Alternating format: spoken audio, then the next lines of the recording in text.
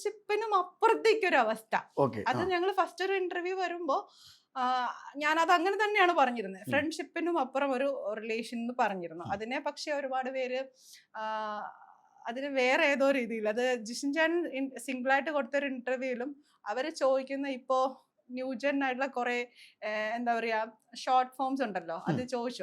അതിലെല്ലാം ഒന്നും എല്ലാം അല്ല, ഓൾമോസ്റ്റ് ചേട്ടന് അറിയില്ല അതൊന്നും. ന്യൂജൻസിന്റെ ഷോർട്ട് ഫോംസ് വാക്കുകളാണല്ലോ. അപ്പം ലവ് ബോംബിങ് ലൈക്ക് അങ്ങനത്തെ കുറച്ച് കാര്യങ്ങൾ.